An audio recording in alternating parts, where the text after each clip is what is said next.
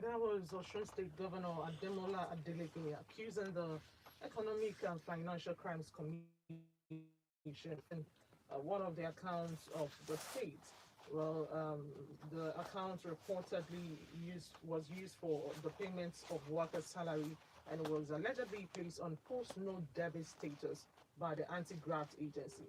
Well, we say well, going further, we have seen a lot of reactions on this particular development. But meanwhile, you're welcome to this very conversation on Urban Radio 94.5 FM. Glad to have you once again as we take a very critical look at the political development in Osun State, where we have seen, first of all, we saw the arrest of the SSG to the governor of the state, and now we're seeing that the EFCC froze one of the state's accounts. Well, this evening we are going to take a look at what is happening in Osun State and maybe see how that state will have a credible election August 15th. My name is Ifoma Watfu, and you're welcome to the program.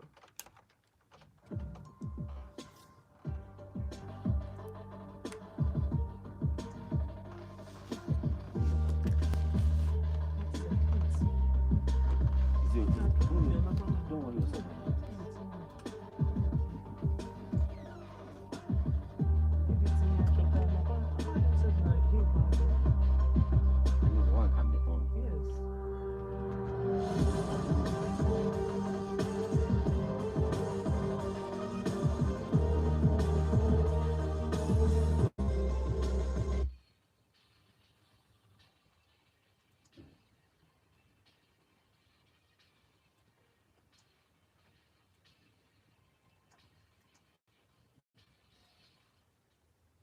Well, shortly after that press briefing by the Osun State Governor, the Economic and Financial Crimes Commission defended the legality of its restriction on Osun State accounts, and they said that they had the authority to, freeze the account if they see any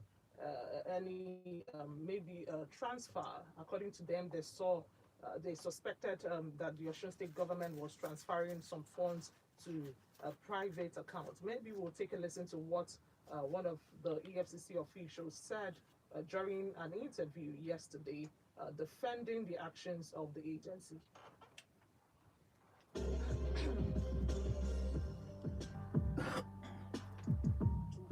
That step to preserve the account of the Osun State government. We observed in the past 1 week that activities on that account look suspicious. And based on the mandate of the commission, we took that step of placing a restriction order on that account to preserve that account. That restriction order does not mean that all the accounts of Osun State have been frozen. No, it is just a targeted restriction on one account of Osun State government. The essence, like I said, is just to preserve that account because we observe suspicious activities on that account in the sense of transfer of funds to a number of entities within 1 week. And so we have to take that decision to place a restriction order on that account, not minding the fact that there is an election process in place. We have a responsibility under the law to do so, because if we don't take that step, and for instance, funds are looted from the account of Osun State government, I'm sure Nigerian public will also ask, where was the EFCC when those funds were being moved? So we have to take a preventive action in placing that restriction order to preserve the money in the account. It does not stop the Osun State from running the government of from Osun State government for running the government of the state, because they have access to other funds in the other accounts that they have. In any case, the running of the payment of salaries and other expenditure by state government happens just once in a month. And what we have done is not a blanket freezing of the account, it's just targeted freezing. And once we are satisfied that activities on that account are no longer suspicious, it will be lifted. And a number of people have asked the question whether the commission had power to do so under the law. I can assure you that we have the powers to place temporary restriction on an account. Section 34 of the FCC Act and Section 7, subsection 6 of the Money Laundering Provision Act 2022 give us that authority to take that step And the restitution order can last within 72 hours before we can come with a court order if we need to provide a court order.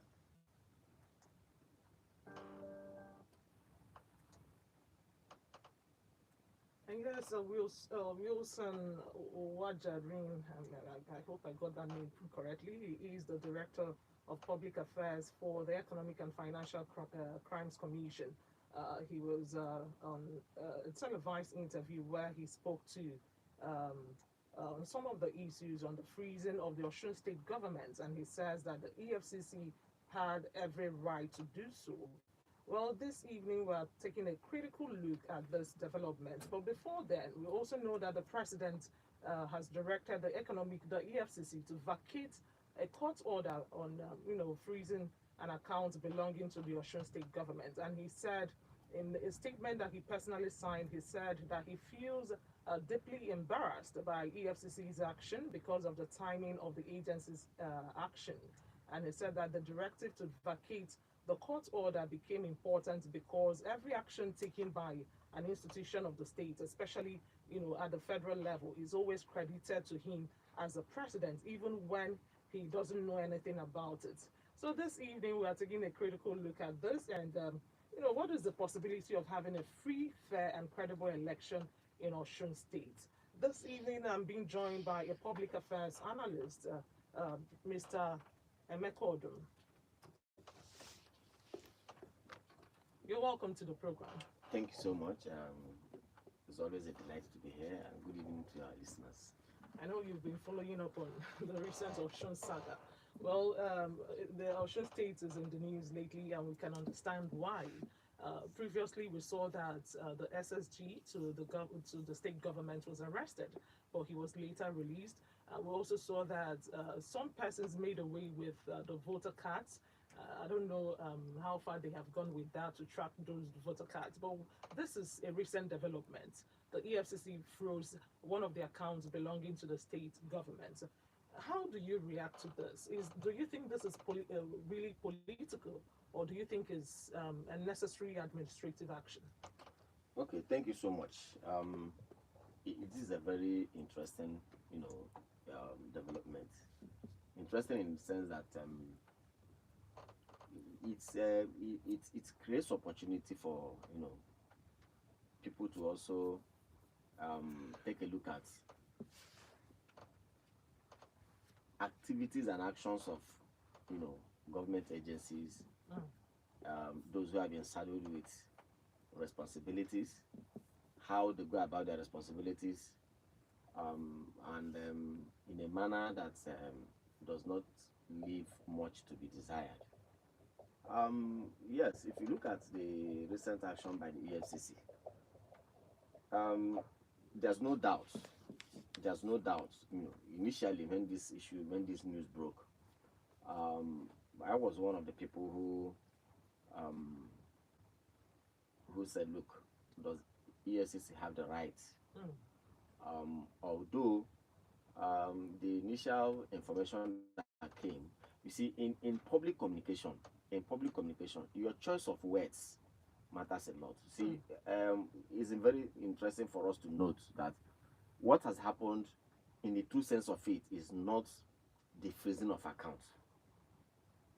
It is only a law court that has a right to order the freezing of anybody's accounts, whether it's the account of individual, companies as entities, even including, a state government account. It's only a law court that can order that, right? So what has happened is not freezing of accounts. But they said they can actually do that. Yeah, I'm coming. Within 72 hours. I'm coming. And that is why, like I said, in public communication, your choice of words matters a lot. It can go a long way to create confusion, offer explanation and insights, and to aid understanding. And you see, when understanding is not aided, it creates room for ambiguity. Now, what has happened is a temporary suspension of transactions. Okay. Right? Now, if you view it from the general English perspective, you say, well, even if it's for 1 second, the account has come to a standstill. It has come to a standstill. But technically, there's difference. And that is why the section of the law, I'm not a lawyer, of course, but as a journalist, you see, these are instruments we work with. These are public instruments. The law itself, a lot of these acts and laws guiding conduct in the society, they are public instruments that, every now and then, if you want to function in the public domain, you need to familiarize yourself with them. So the section that the man quoted, the Money Laundering Prevention and Prohibition Act of 2022, Section 6, Section 7, subsection 6, is very clear on it that the EFCC, in fact, not only the EFCC, even the Nigerian Financial Intelligence Unit, NFIU, so these are the two principal agencies there that is being addressed, so they have the right to place a temporary suspension of transaction, which must not go beyond 72 hours. And not only that, they also have another also power that the law has given, that same law has conferred on them, that they can even do it without necessarily consulting the account holder. They can issue an instruction to, of course, when they want to suspend, when that temporary suspension of a transaction on the account wants to happen, is the bank that they will approach, right? And they can also obtain an ex parte order to freeze the account, and that's now where the court comes in. And in obtaining that ex parte order, they may not necessarily consult you, right? So now, that is where I'm sure the EFCC have drawn its power. Even Section 34 of the EFCC Establishment Act, Section 34, is also in conformity with this particular section of the Money Laundering Act. So, but in that kind of situation, it is called a temporary suspension of transactions. The law is those who drafted that law, I'm sure they were very careful in their choice of words. Now, within that 72 hours, if there's any reason whatsoever, if the EFCC wants that to continue, they can approach a law court to now get a court order. And in which case, technically, it will now do what? Change from temporary suspension of transactions to freezing of accounts. Right? But when this information came out early, maybe my brothers in the media, everybody we use the word freeze. But however, that's not even the most important thing here now. For me, in all of these things, quite frankly, in all of this saga, the most important thing for me is the intervention of Mr. President. And that is where I'm going to dwell, vis-a-vis the action of EFCC. You see, But we'll come to the action, the response from Mr. President, because when you take a look at the reason that was given by the EFCC, it says that the action was necessary because they noticed huge transfers of funds into different entities. So, given that reason, do you think that was a valid point? You see, that is why for me, I am not going to so much blame. Or rather, that is not to give EFCC a pat at the back. But I'm not going to allow the blame to dwell, to reside on them. To reside with them, right? I'm not going to allow the bulk of the blame to stop on their desk. The reason is because when the law has so much empowered an individual, an agency, or an entity, the person can only exercise such powers. You see, these are some of the things that when we say we run, Nigeria is a federal state, and EFCC is a federal agency, right? The state we are talking about now is a federating unit. And if you understand very well the way power is organized, the way power is devolved in a federal state, the way it should be, not this quasi-federal system that we are running here. In a way it should be, A federating unit has a full government of its own. That is why it has a state house of assembly. That is why it has a part of its own judiciary. That's why you have state judiciary. And also that is why we are presently trying to do what? To create a state policing system. There are only very few areas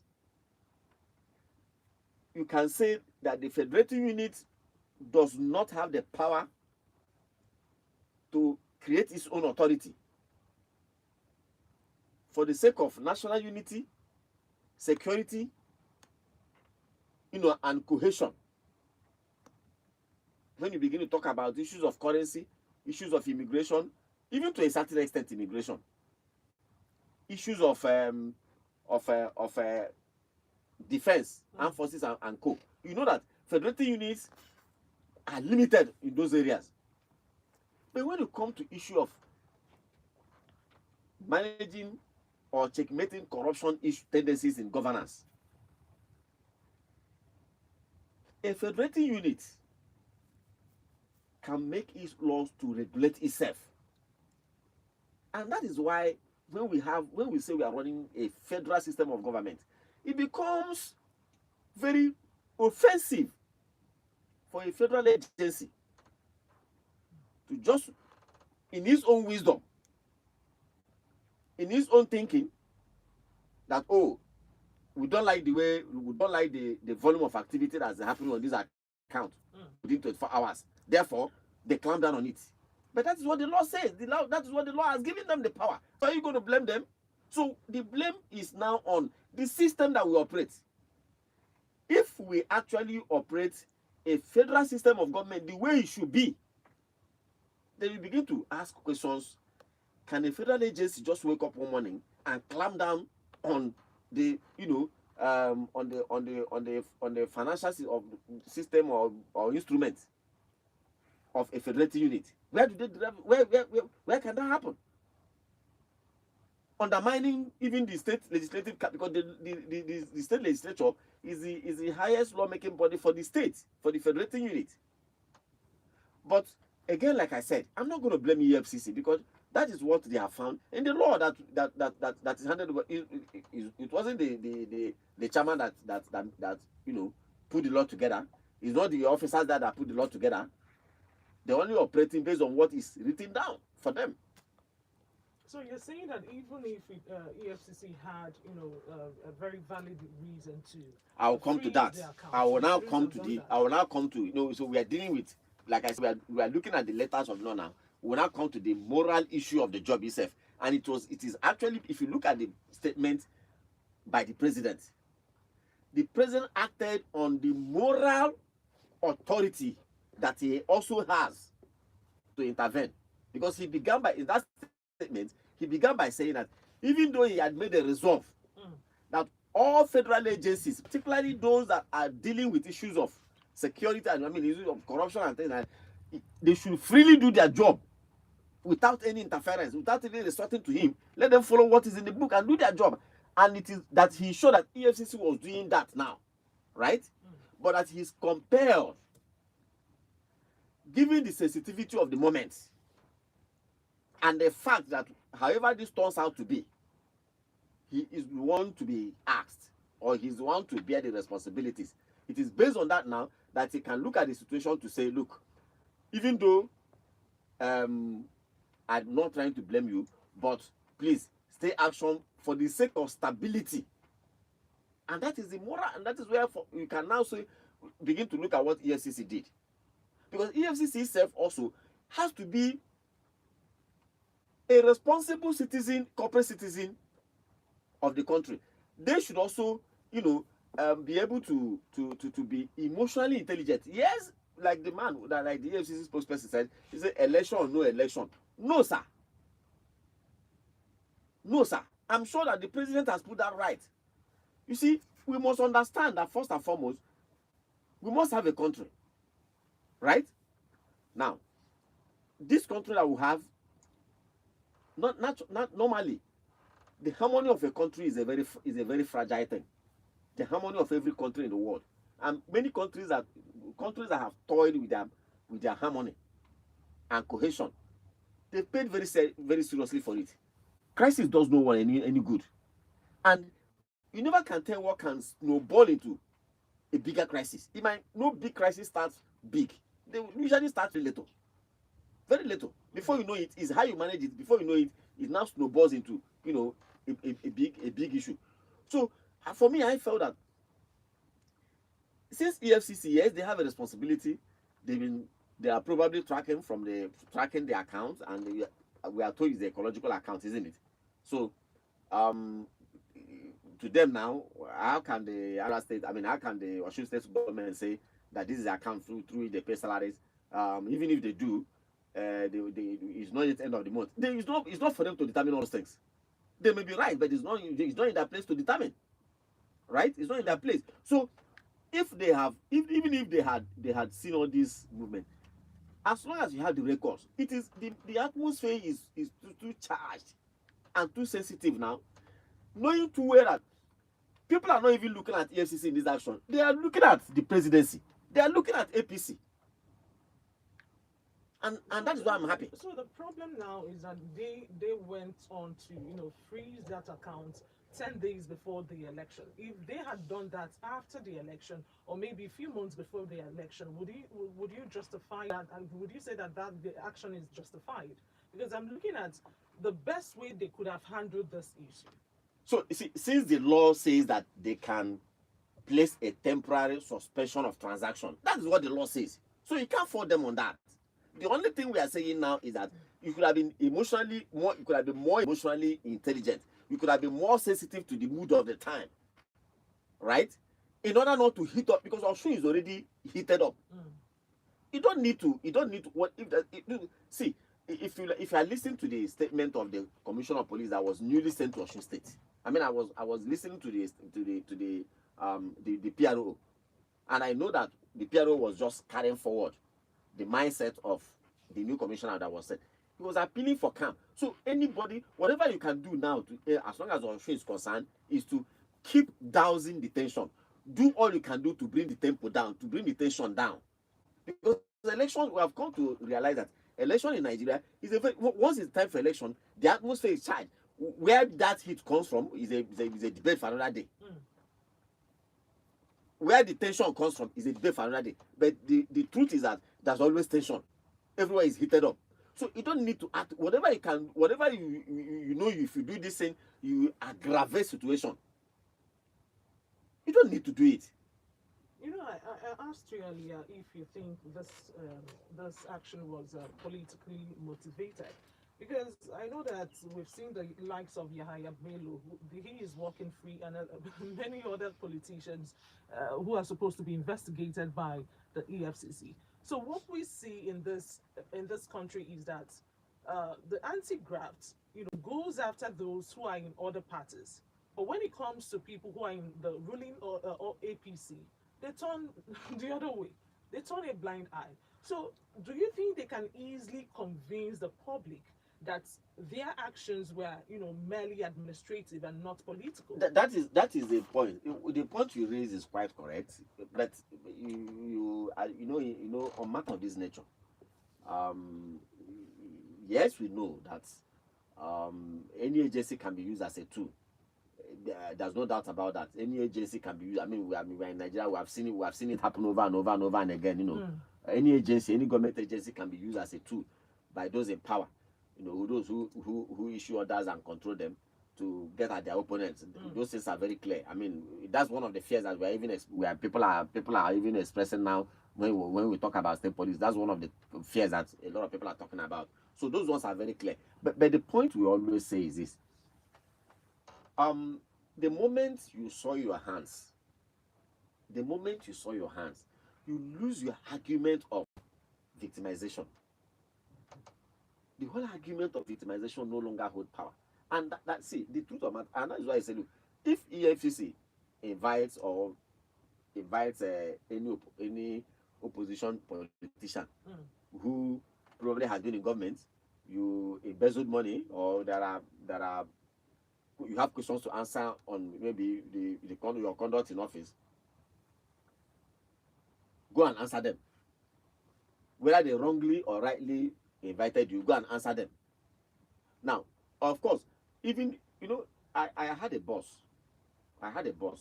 You know, I was his one of his aides at the time. He was a military governor during the military regime. You know what he said to me? He said the day he was appointed a military governor,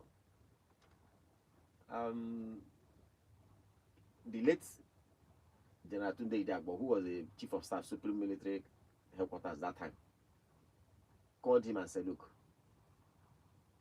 go to your states, probe the politicians that had just been overthrown. He said, probe those politicians, recover government properties and resources and everything. As he was about to leave, the general called him again and said, remember that when you're probing those people, you're also probing yourself. Right? So, the Nigerian people are not fools. Even these government agencies, like the EFCC, security agencies, and Nigerian people also evaluate their own actions as well to know whether they are acting right or acting wrong. So, as a politician, keep your hands clean. If you keep your hands clean, those you are trying to, or those you are wrestling power with, quite frankly, it may not be easier for them to find something to pin you down. But when your hands are soiled, maybe the last position you held, you know, your hands are soiled, and when you are invited to come, and it becomes easy. It becomes easy for the government to use security, to use anti-corruption agencies to silence you, because you have a lot of skeletons in your cupboard. But when you don't have skeleton in your cupboard, even if the security agencies or the anti-graft agencies invite you, even if the government is trying to use it to bring you down, the people themselves, you trust Nigerian people, they will tell those anti-graft agencies, and they will tell them pump and plan. In the case of Osun State Governor, I know you are in Enugu, but we follow political developments. Do you think there was something that he did, or something that that may have given rise to this kind of probe by the EFCC? Do you think there was, maybe he created loopholes in No, his you administration? see, the truth is this: you must understand the battle you are involved in. Now, I'm happy we are now moving away from there to the political terrain. Good. Now, coming to the political terrain, they are all politicians. They all understand the game. They all understand the game. Now, this is the man who was in PDP. And perhaps, at the time PDP was having their travels, the governors were taking flight one after the other. Many of them dropped into APC, but he refused. It is natural that the federal authorities would have been a governor in the Southwest, would have naturally expected him, to join the fray. But for his own reasons, I don't know what he saw, he refused to join the APC, for instance. And now election is here. So naturally, APC wants to take over that state. Naturally, APC wants to take over that state. And we have heard the statement. You heard the statement from the Imo State governor when he was addressing. I guess the statement was directed at Davido, who said that by the time, in fact, that Davido should be prepared to employ his uncle as one of his dancers. When he would have lost the election. So APC wants to take over that state, and they won't just say it. We want to take over. They will use every arsenal at their disposal to make things difficult for the man. Now, this action by the EFCC now, many people are believing that, look, this is government. This is the federal government using the EFCC probably to stop them from using the fund to finance their whatever last minute election expenses that they need to make. So this is the impression out there. And if you also look at it holistically, it may not be far away from the truth. That it could be the truth, because we cannot sit down here now to say because they are all politicians. They are all politicians. Looking at the president's statement, he said that he needed to do that because every action is being credited to him. I'm wondering, does it mean that he's not aware of what is happening? Do you think that this is a damage control? These are all politicians. Let me tell you. Now, if you had followed the president's statements, he said he was told that EFCC secured a court order on the 5th. 5th was on yesterday, right? But the statement by the EFCC had not made any reference to any court order they had secured. They kept relying on Section 34 of the EFCC Act and Section 76 of the Money Laundering Prohibition and Prevention and Prohibition Act, which enables them to exercise that authority immediately on their own and obtain the court order later.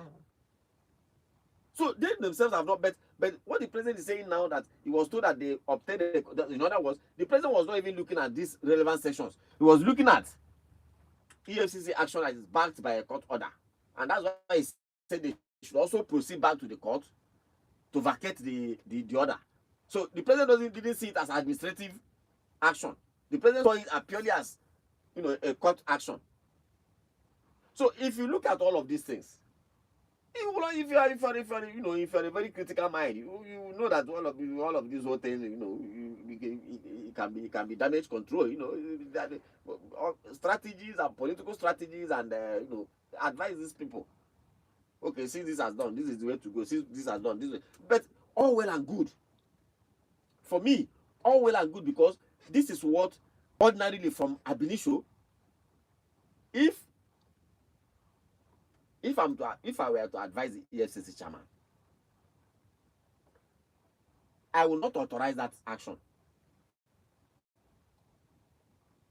You see, you must understand that some certain actions during some certain times can create a wrong impression. Ordinarily, let me tell you, you can't fault EFCC. Because the law says that if they notice, especially on an account they have been keeping a tab on for quite some time, if they notice any unusual movement, I'm sure if you look at many other places and many other accounts, most government accounts are very active. A lot of people believe that you can actually fault EFCC. No, hold on now. You can only fault EFCC on moral grounds, and that is why for me you can't fault them legally, because an account, like I was going to explain, government accounts are very active, right? So for this particular one, they have been monitoring this particular account, and in a couple of days, the type of action that is happening in this account, they have every reason to suspect. So legally, and they utilize what is in the law. They didn't write the law. They were not the ones that, made that law. They utilize what is in the law. But the only place for me I can fault them now is that, given the tempo of things in Osun State. So timing is the problem for you. Yes, because what they have done now has generated a whole lot of misunderstanding. A whole lot of, interpretation. And this was exactly what Mr. President had just said. To say no. This is you understand my point? I like the fact that you mentioned that we can actually fault them on moral grounds, because I was listening to one of the spokesperson to the governor on a recent interview that he had, and he made mention of the fact that the federal government pays FAC allocation to directly to the local government chairman in Osun State. So it doesn't pass through that. That should be the normal thing since the local government autonomy. So it doesn't go to the state before the local government. Now he was asked how much that he also said that the Osun State that 14 about 14 to 15 billion naira goes to the state government every month as FAC allocation, right? And the state government also pays teachers in local government areas, and they spend about 6 billion naira to pay teachers. So the question now remains, the money that that is being paid directly to the local government chairman, they don't use it for the payment of teachers or for teachers salaries. So what are they now using it for? And if the EFCC could not, look into that, but they had other things to look at. They decided to turn blind eyes to whatever the local government chairman were doing at that particular time. They didn't investigate that. So why then should we now believe that this one isn't, the hand of how do they say, the hand of Esau, the hand of Jacob? We see, we've said these people are politicians. And I remember there was a question you asked me.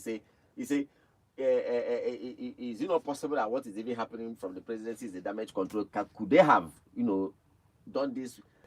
My very little understanding of, the workings of government. There are some certain actions that some government agencies cannot take until they get an express directive or approval from the president. There are some. That is the truth. This one inclusive? No, I'm not saying this is inclusive, but I know that there are some high-powered actions that make state agencies, even if they are security agencies, they can't take such actions until the president is properly briefed and permission granted before those things can happen, right?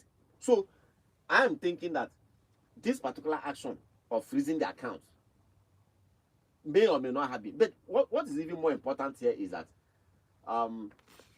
it's also possible that it was initially going to be a strategy to handicap the state government, because all of these guys, all of them are all all of them are involved in the same deal, in the same politics. They are all in the same politics. All of them are looking for ways to to entice voters, to convince them, placate them, appeal to them, whatever all those things means, to vote for them. They are all involved in the same thing. So it's a matter of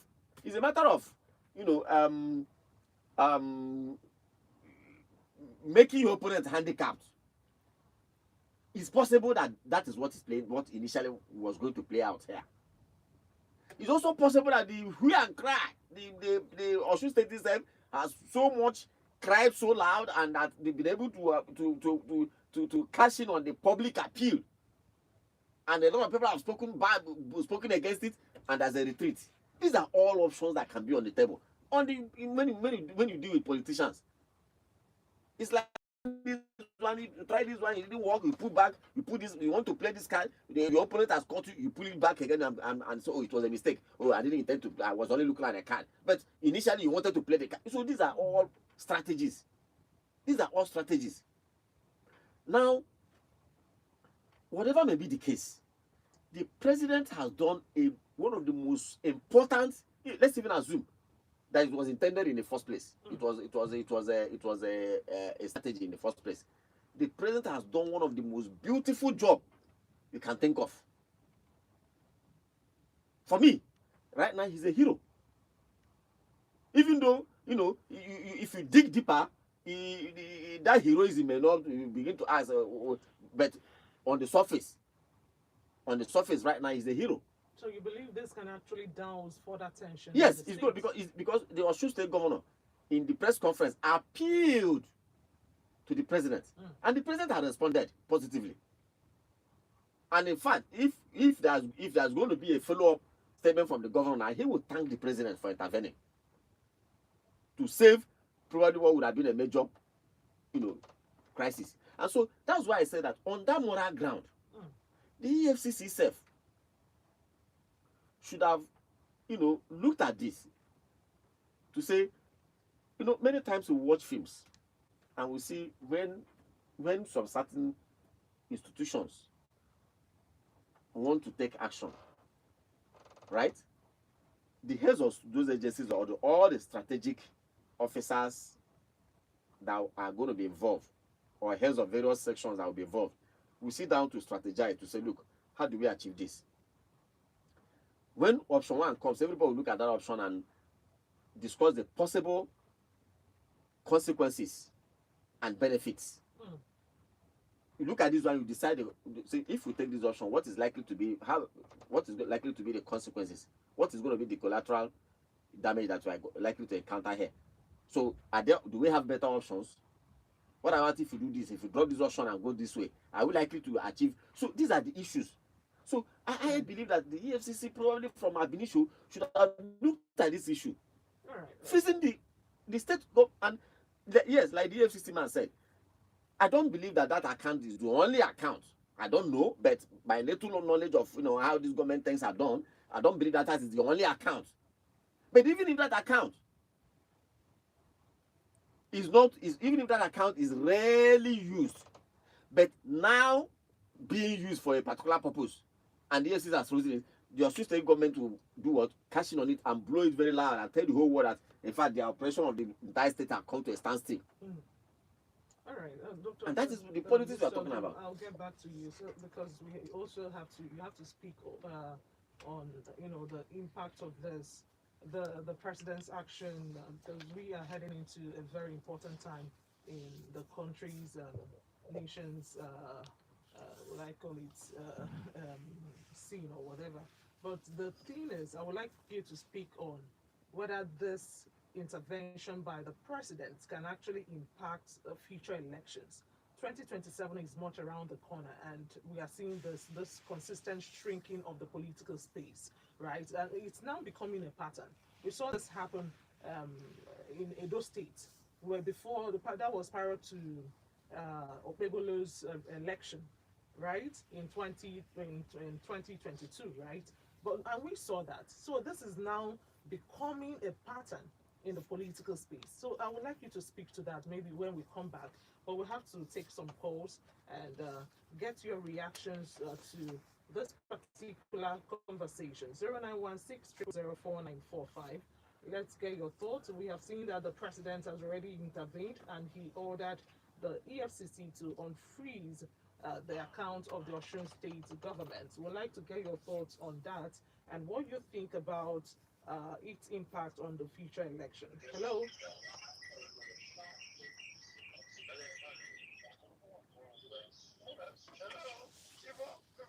Good evening, sir.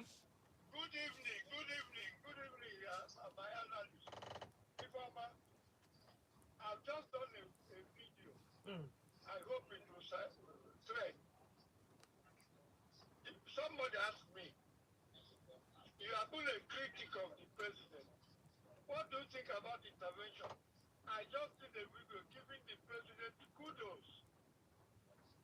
But I said, God is beginning to hear our prayer. That this president is that. Say, this is what we mean by good governance. What the president did is what he should have been doing all along. To tell you he was not aware is a lie. But he has done very well. He defended INEC. Everybody knows that INEC is playing the script of the government. You heard him when he said, all is fair.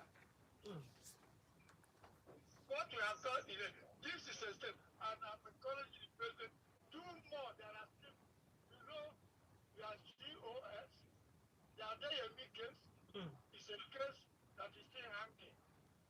We should be, that's what they did in the state of emergency. The president has just given himself a soft landing, and I think it is good. We'll encourage him to do more. All right. This is what good governance is all about. Thank you. All right, thank you very much, Pandoka. Thank you for your thoughts.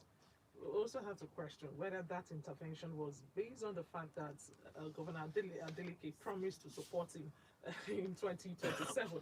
But we'll get more calls. 0916 0004945. Hello.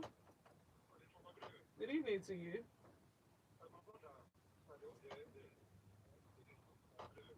Good evening. Go on.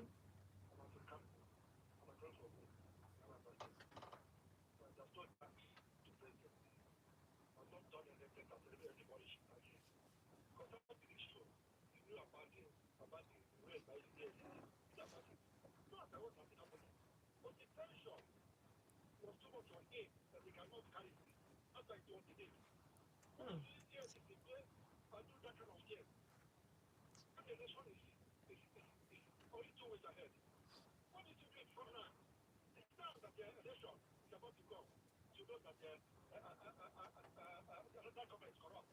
Hmm.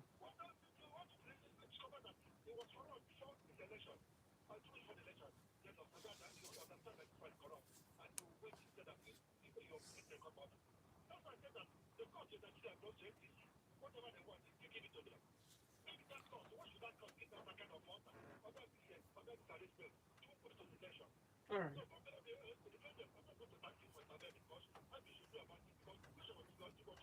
All right. All right. All right. Thank you very much. Thank you for your thoughts. Let's take one more call before we get back to our guest. Hello. Good evening to you. Good evening.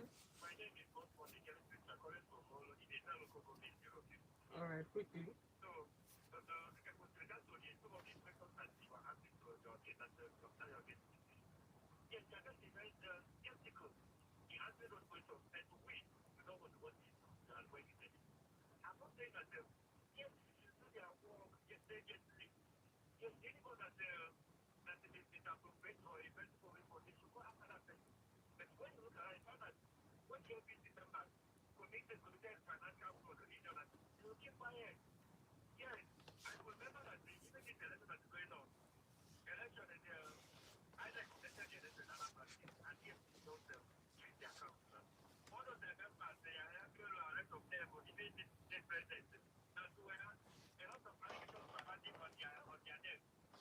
All right.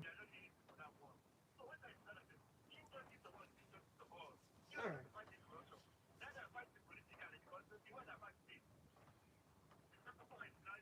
All right.